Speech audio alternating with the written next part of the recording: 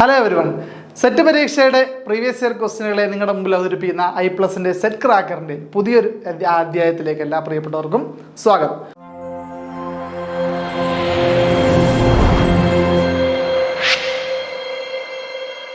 നോക്കോളൂ, നമ്മൾ ചർച്ച ചെയ്തുകൊണ്ടിരുന്ന ക്വസ്റ്റ്യന്റെ ബാലൻസ് പോർഷൻ തന്നെയാണ് എക്സ്പാൻഷൻ ഫോർ NPTEL. അപ്പോൾ NPTELന്റെ ഫുൾ ഫോം അല്ലെങ്കിൽ എക്സ്പാൻഷൻ എന്താണെന്നുള്ളതാണ് ചോദ്യം.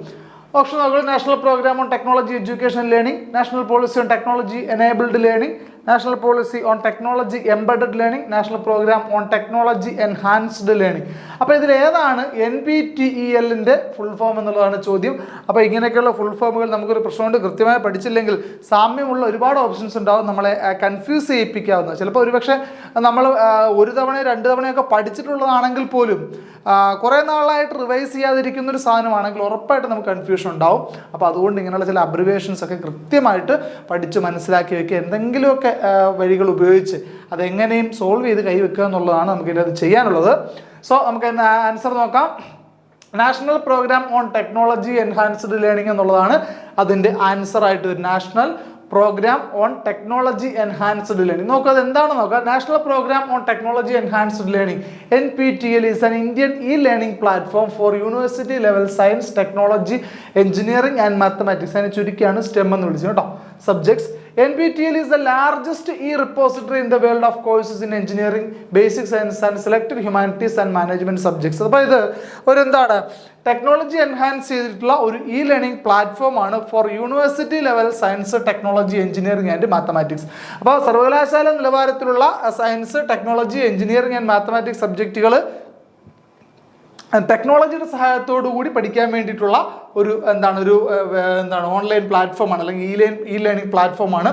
അതുപോലെ NPTEL is the largest repository in the world of courses in engineering, basic sciences and selected humanities and management subjects.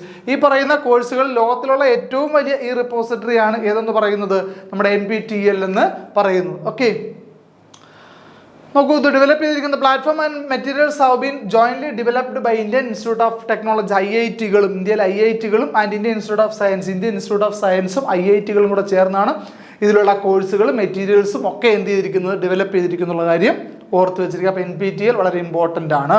Okay, next question നോക്കൂ. A comprehensive initiative that unifies digital or online or on air education to enable multimode access to education is.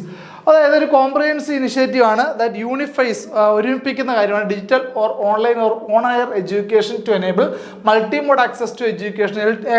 വിദ്യാഭ്യാസത്തിനെ പലവിധ മാനങ്ങളിൽ കൂടി access ചെയ്യാൻ വേണ്ടി ഈ പറയുന്ന learning digital പ്ലാറ്റ്ഫോമുകളിലൊക്കെ ഒരു സമന്വയമായിട്ട് പ്രവർത്തിക്കുന്ന ഒരു ഇനിഷ്യേറ്റീവ് ഏതാണെന്നുള്ളതാണ് ചോദ്യം. ഓക്കെ, അതിൻ്റെ ഓപ്ഷൻസ് ദീക്ഷയുണ്ട്, നിഷ്ഠയുണ്ട്, സ്വയമുണ്ട്, PME വിദ്യയുണ്ട്. അപ്പോൾ ആക്ച്വലി ഇതെല്ലാം ലേണിംഗുമായി ബന്ധപ്പെട്ടുള്ള ഇലക്ട്രോണിക് പ്ലാറ്റ്ഫോമുകളൊക്കെ തന്നെയാണ്. പക്ഷേ യൂണിഫൈസ് എന്ന് ചോദിക്കുമ്പോൾ ഇവിടെ ഒരുമിപ്പിച്ച് കൊണ്ടുപോകുന്നു എന്നുള്ളൊരു മീനിങ്ങിലാണ് ഇത് പറഞ്ഞിരിക്കുന്നത്. ഓക്കെ, അപ്പോൾ അങ്ങനെയാണെങ്കിൽ ഇതിൻ്റെ ആൻസർ വരേണ്ടത് PME വിദ്യയാണ് കേട്ടോ. PME Vidya, A comprehensive initiative called PME Vidya. PM means prime minister എന്നുള്ളതാണ് കേട്ടോ. PME Vidya is launched which unifies all efforts related to digital or online or on-air education to enable multi-mode access to education. This will benefit nearly 25 crore school-going children across the country. School വിദ്യാർത്ഥികളായ 25 കോടി കുട്ടികൾക്കോളം പ്രയോജനം ചെയ്യുന്ന ഒന്നാണ് ഈ പറയുന്ന PME വിദ്യ എന്നുള്ളത്. ഒരു platform, ഒരു ഓൺലൈൻ പ്ലാറ്റ്ഫോമാണ്.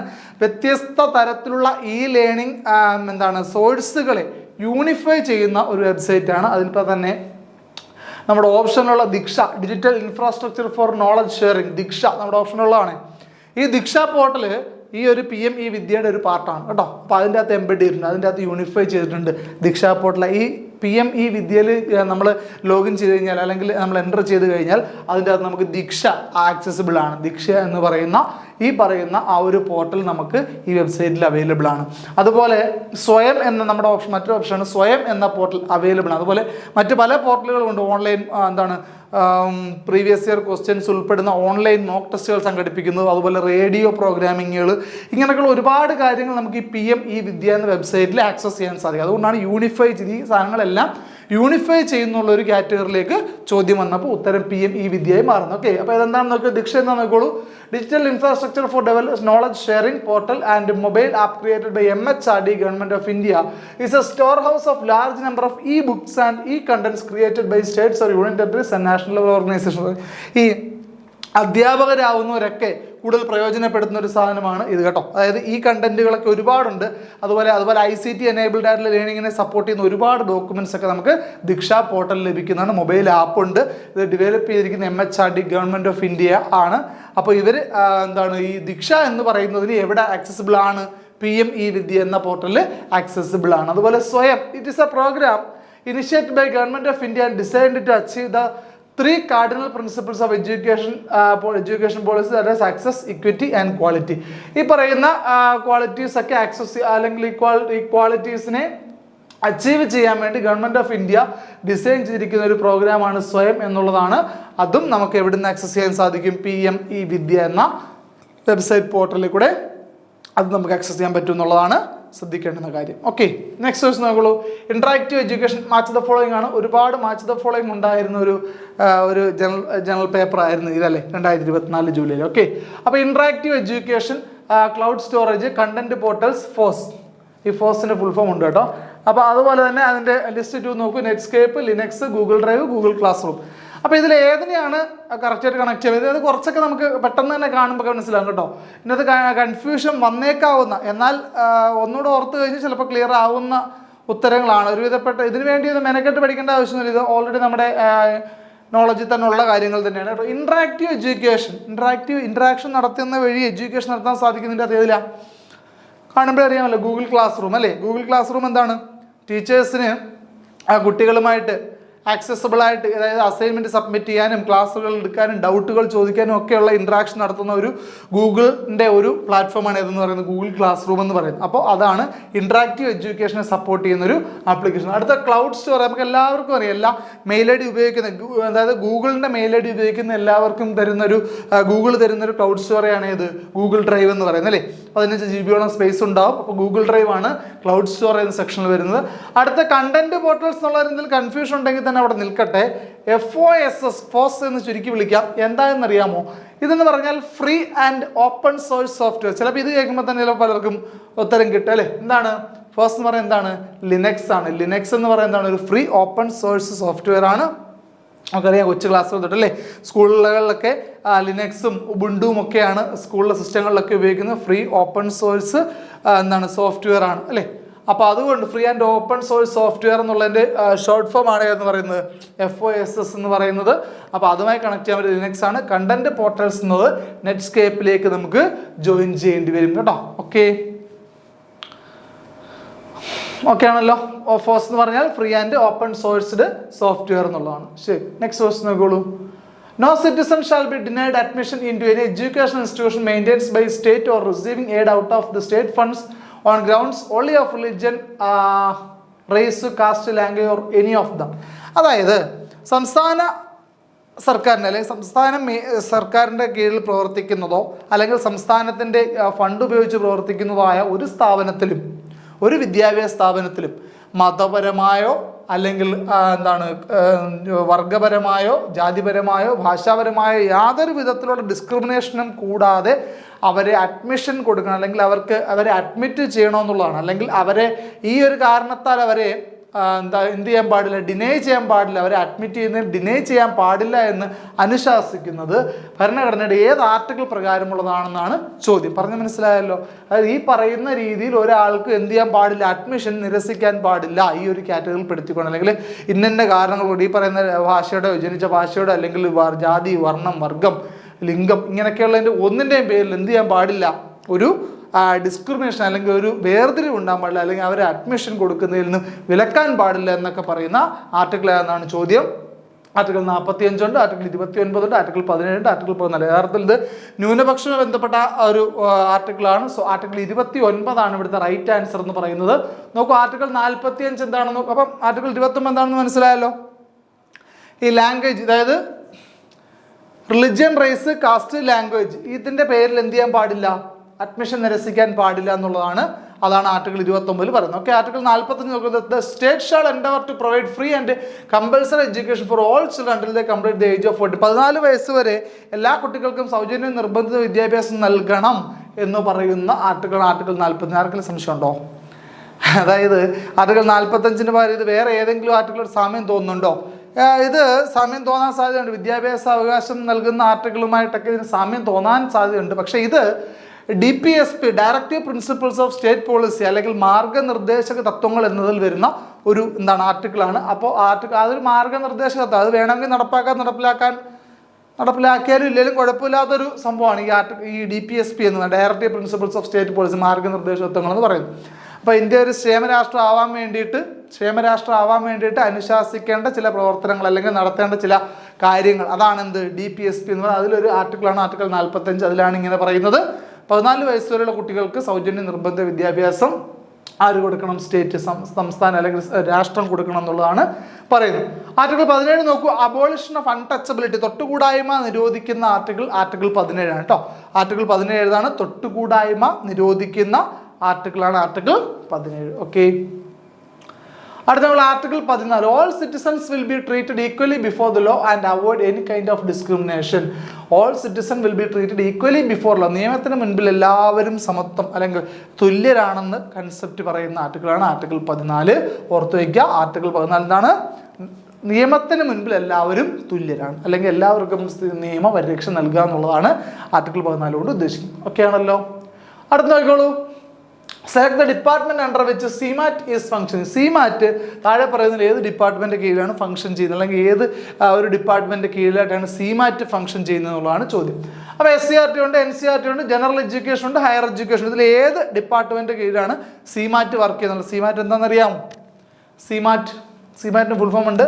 അപ്പോൾ ഇത് ജനറൽ എഡ്യൂക്കേഷൻ, പൊതുവിദ്യാഭ്യാസ വകുപ്പിന്റെ കീഴിലാണ് CMAT വർക്ക് ചെയ്യുന്നത് കേട്ടോ. അപ്പോൾ നമുക്ക് state institute of educational management and training, അതാണ് CMATന്റെ ഫുൾ ഫോം. ഓർത്ത് വെച്ചിരിക്കണം, കൃത്യമായി മനസ്സിലാക്കി പഠിക്കേണ്ടതാണ്. ഇതൊക്കെ അബ്രിവേഷൻസ് ആയിട്ട് തന്നിട്ട് ഫുൾ ഫോം ചോദിക്കാൻ സാധ്യതയുണ്ട്. അപ്പോൾ state institute of educational management and training, അതാണ് എന്ത് CMAT എന്ന് പറയുന്നത്. State institute of educational management and training. Okay, it's an autonomous institution established under department of general education. Autonomous institution ആണെങ്കിലും അത് ജനറൽ ഡിപ്പാർട്ട്മെന്റ് എന്ന സെക്ഷൻ അല്ലെങ്കിൽ ആ ഒരു വിഭാഗത്തിന്റെ ഡിപ്പാർട്ട്മെന്റ്, ജനറൽ എഡ്യൂക്കേഷൻ എന്ന ഡിപ്പാർട്ട്മെന്റിന്റെ കീഴിലായിട്ട് പ്രവർത്തിക്കുന്ന ഒരു ഓട്ടോണമസ് സിസ്റ്റമാണ് ഇതെന്ന് പറയുന്നത് CMAT എന്ന് പറയുന്നത്. Okay, state institute of education management and technology. Okay ആണല്ലോ. അടുത്ത നോക്കുള്ളൂ, which of the following strategies not based on social constructivist approach. Okay, സാമൂഹിക ജ്ഞാന നിർമ്മിതിവാദവുമായി ബന്ധപ്പെട്ട് റിലേറ്റ് ചെയ്യാത്തത് ഏതാണെന്നുള്ളതാണ്. ഓക്കെ, അതിൻ്റെ അകത്ത് ഓപ്ഷൻ നടത്തുന്നത് ഗൈഡഡ് ലേണിംഗ് ഉണ്ട്, റിഫ്ലക്റ്റീവ് ലേണിംഗ് ഉണ്ട്, കോപ്പറേറ്റീവ് ലേണിംഗ് ഉണ്ട്, കൊളാബറേറ്റീവ് ലേണിംഗ് ഉണ്ട്. നോക്കൂ, ഗൈഡഡ് ലേണിംഗ്, റിഫ്ലക്റ്റീവ് ലേണിംഗ് ഒന്നും ഒരിക്കലും സ്വയമായിട്ട് അറിവ് നിർമ്മിക്കുന്ന കുട്ടിയെ സംബന്ധിച്ച് അതൊന്നും അത്ര ഭൂഷണമായ കാര്യങ്ങളല്ല അല്ലേ. കോപ്പറേറ്റീവ് ലേണിംഗ്, അതുപോലെ കൊളാബറേറ്റീവ് ലേണിംഗ്, സഹവർത്തിത പഠനവും സഹകരണാത്മക പഠനവും ഒക്കെയാണ് ഈ പറയുന്ന സോഷ്യൽ കൺസ്ട്രക്റ്റിവിസ്റ്റിക് അപ്രോച്ചിനെ സാധൂകരിക്കുന്ന കാര്യങ്ങൾ എന്നുള്ള കാര്യം ഓർത്ത് വെച്ചിരിക്കുക. സോ നമ്മുടെ answer option both A and B എന്നുള്ളതാണ്. A ആൻഡ് B എന്ന് പറയുന്നത് എന്തൊക്കെയാണ്? ഈ രണ്ട് പേരാണ്. Not based on social constructivism എന്നാണ് ചോദിച്ചിരിക്കുന്നത്. അതുകൊണ്ട് എയും ബി ആണ് ഇവിടുത്തെ ശരിയായ ഉത്തരം. അതായത് ഇവർ സോഷ്യൽ കൺസ്ട്രക്റ്റിവ്സുമായി ബന്ധമില്ലാത്തവരാണ്. സോ ബാക്കി രണ്ടുപേരുമാണ് അതുമായിട്ട് ബന്ധമുള്ളതെന്നാണ് ഓർത്ത് വെച്ചേക്കേണ്ടത്. ഓക്കെ, അടുത്ത നോക്കുള്ളൂ 117ാമത്തെ ചോദ്യം നോക്കുള്ളൂ, അനോവ അതെന്തുമായി മാച്ച് ദ ഫോളോയിങ്. ഒരുപാട് മാച്ച് ദ ഫോളോയിങ് ഉള്ളൊരു ക്വസ്റ്റ്യൻ പറയുന്നു. പ്ലാഗിയറിസം ഉണ്ട്, ക്വാളിറ്റേറ്റീവ് റിസർച്ച് ഉണ്ട്, ഡിപ്പെൻഡന്റ് വേരിയബിൾ ഉണ്ട്. അതുപോലെ list 2 Urkund, experimental design, statistics, grounded theory. ഇതുമായി ബന്ധപ്പെട്ട് ചിലപ്പോൾ കുറച്ച് കൺഫ്യൂഷൻ ഉണ്ടാക്കുന്ന ഒരു ക്വസ്റ്റ്യൻ ആണ്. എന്നിരുന്നാലും അറിയാം, ഇതുമായി ബന്ധപ്പെട്ട റിലേറ്റഡ് ഫാക്ട്സ് നോക്കുള്ളൂ. നമുക്ക് ഓരോന്ന് മാച്ച് ചെയ്തതിന് ശേഷം അതിൻ്റെ കാര്യങ്ങൾ പറയാം. അനോവ സ്റ്റാറ്റിസ്റ്റിക്സ് ആണ്. അതുപോലെ പ്ലാഗിയറിസം എന്ന് പറഞ്ഞാൽ ആക്ച്വലി കോപ്പിയടി എന്നുള്ളതാണ് അർത്ഥം കേട്ടോ. പ്ലാഗിയറിസം കണ്ടുപിടിക്കാനുള്ളൊരു ഒരു സിസ്റ്റമാണ് ഈ പറയുന്ന ഒർക്കുണ്ട് എന്ന് പറയുന്നത്. അത് യൂണിവേഴ്സിറ്റികളും ഒക്കെ വേൾഡ് വൈഡ് ആയിട്ട് യൂസ് ചെയ്യുന്ന ഒരു സാധനമാണ്. ക്വാളിറ്റേറ്റീവ് റിസർച്ച് ഗ്രൗണ്ട് തിയറിയുമായിട്ട് കണക്ട് ചെയ്ത് ഉപയോഗിക്കാൻ പറ്റുന്ന ഡിപ്പെൻഡന്റ് വേരിയബിൾ എക്സ്പെരിമെന്റൽ ഡിസൈനുമായി ബന്ധപ്പെട്ടതാണ്. നോക്കൂ, അനാലിസിസ് ഓഫ് വേരിയൻസ് അല്ലെങ്കിൽ ANOVA is a statistical formula used to compare variance across the means of different groups. പല ഗ്രൂപ്പുകളുടെ മീനുകൾക്കുണ്ടാകുന്ന വേരിയൻസ് കണ്ടുപിടിക്കാൻ വേണ്ടിയുള്ള ഒരു സ്റ്റാറ്റിസ്റ്റിക്കൽ ഫോർമുലയാണ്. അതുകൊണ്ടാണ് അതിനെ സ്റ്റാറ്റിസ്റ്റിക്സുമായിട്ട് കണക്ട് ചെയ്തത്. ഓക്കെ, നമുക്ക് Urkund is a completely automated system against plagiarism and is being successfully used at universities and colleges all around the world. എന്താണ് നമ്മൾ ഈ പ്രോജക്റ്റും മറ്റു കാര്യങ്ങളൊക്കെ അവതരിപ്പിക്കുമ്പോൾ അത് നമ്മൾ വെബിൽ നിന്നൊക്കെ കോപ്പി ചെയ്ത് വെക്കുന്ന വസ്തുക്കളാണോ എന്നൊക്കെ കണ്ടുപിടിക്കാൻ പറ്റുന്നൊരു ഒരു പ്ലാഗിയറിസം ആൻറ്റി സോഫ്റ്റ്വെയർ ആണ് ഇത് പറയുന്നത്. ഓക്കെ, അടുത്ത grounded theory is a systematic methodology that has been largely applied to qualitative research. Qualitative റിസർച്ചിൽ വളരെ വാസ്റ്റായിട്ട് ഉപയോഗിക്കുന്ന ഒരു തിയറിയാണ് എന്ന് പറയുന്നത് ഗ്രൗണ്ട് തിയറി. അതുകൊണ്ടാണ് ഗ്രൗണ്ട് തിയറിയെ ക്വാളിറ്റേറ്റീവ് റിസർച്ചുമായിട്ട് നമ്മൾ കണക്ട് ചെയ്തിരിക്കുന്നത്. ഓക്കെ, നെക്സ്റ്റ് ക്വസ്റ്റൻ നോക്കിക്കോളൂ. The sociologist who introduce the concept of anomie. Anomie എന്ന കൺസെപ്റ്റ് ഇൻട്രൊഡ്യൂസ് ചെയ്ത സോഷ്യോളജിസ്റ്റ് ആരാണെന്നുള്ളതാണ് ചോദ്യം. മാക്സ് വെബർ ഉണ്ട്, ഹെർബർട്ട് സ്പെൻസർ ഉണ്ട്, റൈറ്റ് മിൽസ് ഉണ്ട്, എമിലി ദുർഖം ഉണ്ട്. ഇതിന് ആൻസർ എമിലി ദുർഖമാണ് കേട്ടോ. എമിലി ദുർഖമാണ്. Emile Durkheim introduce the concept of anomie in his studies about suicide. ആത്മഹത്യകളെ പറ്റിയുള്ള അദ്ദേഹത്തിൻ്റെ സ്റ്റഡീസുമായി ബന്ധപ്പെട്ടാണ് അവരെന്ത് ചെയ്യുന്നത്, ഈ ഒരു വേർഡ്, ഈ ഒരു അനോമി എന്നൊരു കൺസെപ്റ്റ് അവതരിപ്പിച്ചത്. ഓക്കെ, നെക്സ്റ്റ് ക്വസ്റ്റൻ നോക്കുള്ളൂ. മാച്ച് ദ ഫോളോയിങ് ആണ് വീണ്ടും. ലിസ്റ്റ് 1 ലിസ്റ്റ് നമ്മുടെ national education policy, new national education പോളിസിയുമായിട്ട് ബന്ധപ്പെട്ട കാര്യങ്ങളൊക്കെ ഇതിനകത്തുണ്ട്. ലിസ്റ്റ് 1 ഫൗണ്ടേഷണൽ സ്റ്റേജ് ആണ്. ലിസ്റ്റ് 1 രണ്ടാമത്തെ preparatory stage. 26 focus areas, 25 focus നമ്മൾ കൺഫ്യൂസ് ചെയ്യിപ്പിക്കാനാണ്. അതുപോലെ ലിസ്റ്റ് 2 KCF ഉണ്ട്, NCF ഉണ്ട്, 8 to 11 ഇയേഴ്സ് ഉണ്ട്, 3 to 8 ഇയേഴ്സ് ഉണ്ട്. നോക്കൂ, പുതിയ എഡ്യൂക്കേഷൻ പോളിസി ഇന്ത്യയിൽ നിലവിൽ വന്ന് 2020 അത് അവതരിപ്പിക്കപ്പെട്ടത് അല്ലേ. അപ്പോൾ 2020 പുതിയ എഡ്യൂക്കേഷൻ പോളിസി അവതരിപ്പിക്കപ്പെട്ടത്. അതിനുമായി ബന്ധപ്പെട്ട കാര്യങ്ങളാണ് ഫൗണ്ടേഷണൽ സ്റ്റേജും പ്രിപ്പറേഷൻ സ്റ്റേജും ഒക്കെ. ഓക്കെ, അപ്പോൾ നോക്കാം, നമുക്ക് മാച്ച് ചെയ്തിട്ട് എൻ്റെ ഡിസ്ക്രിപ്ഷനിലേക്ക് പോകാം. ഫൗണ്ടേഷണൽ സ്റ്റേജ് എന്ന് പറഞ്ഞാൽ 3 മുതൽ 8 വയസ്സുള്ള കുട്ടികൾക്ക് വേണ്ടിയാണ് ഫൗണ്ടേഷണൽ സ്റ്റേജ്. അതുപോലെ പ്രിപ്പറേറ്ററി സ്റ്റേജ് എന്ന് പറഞ്ഞാൽ 8 മുതൽ 11 വയസ്സുള്ള കുട്ടികൾക്കാണ്. 26 ഫോക്കസ് ഏരിയ KCF അല്ലെങ്കിൽ കേരള കരിക്കുലം ഫ്രെയിംവർക്കുമായിട്ട് ബന്ധപ്പെട്ടാണ്. അതുപോലെ 25 ഫോക്കസ് ഏരിയാസ് നാഷണൽ കരിക്കുലം ഫ്രെയിംവർക്കുമായിട്ട് ബന്ധപ്പെട്ടതാണ്. ഓക്കെ, ഇനി നോക്കൂ, ന്യൂ എഡ്യൂക്കേഷൻ പോളിസി 2020 കാര്യം നോക്കിയോളൂ. ന്യൂ എഡ്യൂക്കേഷൻ പോളിസി 2020 പ്രകാരം ഇൻട്രൊഡ്യൂസ് ചെയ്തിട്ടുള്ള ഒരു സിസ്റ്റമാണ് 5+3+3+4. നമ്മൾ കഴിഞ്ഞ ദിവസം കൊത്താരി കമ്മീഷന്റെ കാര്യം പറഞ്ഞപ്പോൾ പറഞ്ഞിരുന്നു അല്ലേ, 10+2+3 ആ ഒരു സിസ്റ്റം ഇന്ത്യയിൽ കൊണ്ടുവന്ന് അവരാണെന്ന് പറഞ്ഞിട്ടുണ്ട്. അപ്പോൾ അതുപോലെ പുതിയ എഡ്യൂക്കേഷൻ പോളിസി പ്രകാരം ഇന്ത്യയിൽ നടക്കാൻ പോകുന്ന അല്ലെങ്കിൽ ഇപ്പോൾ പരീക്ഷണാടിസ്ഥാനത്തിൽ ഇപ്പോൾ നടന്നുകൊണ്ടിരിക്കുന്ന പുതിയ എഡ്യൂക്കേഷൻ പോളിസി പ്രകാരം 5+3+3+4 എന്ന ഒരു പുതിയ എഡ്യൂക്കേഷൻ സിസ്റ്റമാണ് ന്യൂ എഡ്യൂക്കേഷൻ പോളിസി 2020 പുറത്തു കൊണ്ടുവന്നിരിക്കുന്നത്. അതിൻ്റെ പല സ്റ്റേജുകൾ നോക്കിക്കോളൂ. ഒന്ന് ഫൗണ്ടേഷൻ സ്റ്റേജ് ആണ്. 3 years ഓഫ് പ്രീ സ്കൂൾ. സ്കൂളിൽ പോകുന്നതിന് 3 വർഷം മുമ്പുള്ള സ്കൂൾ എന്ന് പറയുന്നത് ക്ലാസ് 1 ക്ലാസ് 2 ആണ്. അപ്പോൾ അതിന് മുൻപുള്ള 3 വർഷത്തെ പറ്റിയാണ്. Or anganwadi +2 years of schooling. 3 വർഷം അംഗനവാടികളിലും അല്ലെങ്കിൽ ബാലവാടികൾ അല്ലെങ്കിൽ അക്ഷരം പഠിക്കാൻ പോകുന്ന വർഷങ്ങളും 2 വർഷം സ്കൂളിംഗ് ക്ലാസ് 1 ക്ലാസ് 2 ആണ്. അങ്ങനെ 3 വയസ്സ് മുതൽ 8 വയസ്സ് വരെയുള്ള കുട്ടികളെയാണ് ഫൗണ്ടേഷൻ സ്റ്റേജ് എന്ന ഒരു കാറ്റഗറിയിൽ ഉൾപ്പെടുത്തിയിരിക്കുന്നത്. അപ്പോൾ അതാണ് ആദ്യത്തെ 5 എന്ന് പറയുന്നത് കേട്ടോ. 3 വർഷത്തെ പ്രീ സ്കൂളും 2 വർഷത്തെ സ്കൂളിംഗ്, അപ്പോൾ മൊത്തം 5 വർഷം. ഓക്കെ, ദെൻ പ്രിപ്പറേറ്ററി സ്റ്റേജ് നോക്കൂ. Class 3, class 4, class 5. 8 വയസ്സ് മുതൽ 11 വയസ്സ് വരെയുള്ള കുട്ടികൾക്കാണ് ക്ലാസ് 3, ക്ലാസ് 4, ക്ലാസ് 5. അതാണ് 5+3 3 വർഷം. ഓക്കെ, ദെൻ അടുത്ത് നോക്കോളൂ മിഡിൽ സ്റ്റേജ്. മിഡിൽ സ്റ്റേജിൽ 6, ക്ലാസ് 7, ക്ലാസ് 8. അതിൻ്റെ ഏജ് 11 to 14. ഈ ഏജ് ഗ്രൂപ്പ് കൃത്യമായിട്ട് അറിഞ്ഞു വെച്ചിരിക്കണം. ഏജ് 11 to 14 ആണ്. അപ്പോൾ ഇത് 5+3+3. ഓക്കെ, ദെൻ വീണ്ടും ക്ലാസ് 9, ക്ലാസ് 10, ക്ലാസ് 11, ക്ലാസ് 12. ഇങ്ങനെ 4 സെക്ഷൻ അല്ലെങ്കിൽ 4 വർഷം ഏജ് 14 to 18. അതാണ് സെക്കൻഡറി സ്റ്റേജ് എന്ന് പറയുന്നത്. അപ്പോൾ ഇതോടുകൂടി കുട്ടികളുടെ സ്കൂളിംഗ് ടൈം അല്ലെങ്കിൽ സ്കൂൾ കാലഘട്ടം അവസാനിക്കുകയാണ്. ഓക്കെ, അപ്പോൾ ഇത്രയും കാര്യങ്ങളാണ് ന്യൂ എഡ്യൂക്കേഷൻ പോളിസിയിൽ തരംതിരിച്ച് വെച്ചിരിക്കുന്ന സ്കൂളിങ്ങിൻ്റെ സെക്ഷൻ എന്ന് പറയുന്നത്. Okay, first national policy of education was promulgated by the government of India. ഇന്ത്യയിൽ ആദ്യമായിട്ട് ഒരു ദേശീയ വിദ്യാഭ്യാസ നയം പ്രഖ്യാപിച്ചത് എന്നാണെന്നുള്ളതാണ് ചോദ്യം. അപ്പോൾ ഇവിടെ വേണേൽ നമുക്ക് കൺഫ്യൂസ് ചെയ്യിപ്പിക്കാനായിട്ട് ഇവിടെ ഒരു ഓപ്ഷൻ കൂടെ തരാമായിരുന്നു, 1986 കൂടെ തരാമായിരുന്നു. ഓക്കെ, പക്ഷേ ഇവിടുത്തെ കൺഫ്യൂഷൻ വരാത്തതിൻ്റെ കാരണം ഇവിടെ 1968 നമുക്ക് ഏകദേശം ഒരു ഉത്തരത്തിലേക്ക് എത്തിച്ചേരാൻ സാധിക്കും. കാരണം ചിലർക്ക് 1986 വരുമ്പോൾ ഒരു കൺഫ്യൂഷൻ ഉണ്ടാവാറുണ്ട്. കാരണം ആദ്യത്തെ എഡ്യൂക്കേഷൻ പോളിസി 1986 ആണെന്ന് പഠിച്ചു വെക്കുന്ന കുറേ ആൾക്കാരുണ്ട്. അപ്പോൾ ഓപ്ഷനിൽ 1986 കൂടെ വന്നു കഴിഞ്ഞാൽ 68 to 86 ഒരു ചെറിയൊരു കൺഫ്യൂഷനും കൂടെ ഉള്ളതുകൊണ്ട് ഒരുവിധപ്പെട്ടവരൊക്കെ തെറ്റിക്കാൻ സാധ്യതയുള്ളൊരു ചോദ്യം കൂടിയാണെന്നുള്ള കാര്യം ഓർത്ത് വെച്ചേക്ക്. ആൻസർ 1968 ആണ്. ഇന്ത്യയിൽ അവതരിപ്പിച്ചിട്ടുള്ള എഡ്യൂക്കേഷൻ പോളിസികളും അതിൻ്റെ വർഷവും അതിൻ്റെ ആ സമയത്തുണ്ടായിരുന്ന ഇന്ത്യൻ പ്രധാനമന്ത്രിമാരുടെയും പേരാണിത്. നോക്കൂ, national education policies announced in India. 1968 ഇന്ത്യയിൽ ആദ്യമായ ഒരു വിദ്യാഭ്യാസ നയം അവതരിപ്പിക്കുമ്പോൾ പ്രധാനമന്ത്രി ഇന്ദിരാഗാന്ധി ആയിരുന്നു. ഓക്കെ. അതിനുശേഷം 1986 രാജീവ് ഗാന്ധി ഇന്ത്യ ദേശീയ വിദ്യാഭ്യാസ നയം അവതരിപ്പിച്ചു. ഒരുപക്ഷെ ചിലരെങ്കിലും ഇതായിരിക്കും ഫസ്റ്റ് എഡ്യൂക്കേഷൻ പോളിസി ഇന്ത്യയിൽ അവതരിപ്പിച്ചെന്ന് കരുതുന്നവരുണ്ടാവും. 2ാം സ്ഥാനത്താണത്.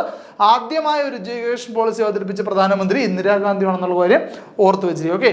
1992 പിന്നീട് പ്രൈം മിനിസ്റ്റർ PV നരസിംഹറാവു മറ്റൊരു എഡ്യൂക്കേഷൻ പോളിസി അവതരിപ്പിച്ചിട്ടുണ്ട്. And latest new education policy എന്നറിയപ്പെടുന്ന ഏറ്റവും പുതിയ എഡ്യൂക്കേഷൻ പോളിസി അവതരിപ്പിച്ചത് 2020 പ്രധാനമന്ത്രി നരേന്ദ്രമോദിയാണ്. അപ്പോൾ ഇത്രയും ആണ് ഇന്ത്യയിൽ അവതരിപ്പിച്ചിട്ടുള്ള എഡ്യൂക്കേഷണൽ പോളിസീസ് എന്നുള്ള കാര്യം ഓർത്തു വെച്ചിരിക്കുക. അപ്പോൾ സെറ്റ് ക്രാക്കറിനെ നിങ്ങളുടെ പ്രീവിയസ് ഇയർ ക്വസ്റ്റ്യനുകൾ അതുമായി ബന്ധപ്പെട്ട ഫാക്ട്സ് നിങ്ങളിലേക്ക് എത്തിക്കുക എന്നുള്ളതായിരുന്നു സെറ്റ് ക്രാക്കറിൻ്റെ ഉദ്ദേശം. അപ്പോൾ അത് ഒരുവിധം ഭംഗിയായി ചെയ്തു കഴിഞ്ഞു എന്ന് തന്നെയാണ് ഞങ്ങളുടെ വിശ്വാസം. അപ്പോൾ സെറ്റ് പരീക്ഷ എഴുതാൻ പോകുന്ന എല്ലാ പ്രിയപ്പെട്ട വിദ്യാർത്ഥികൾക്കും വിജയാശംസകൾ നേരുന്നു.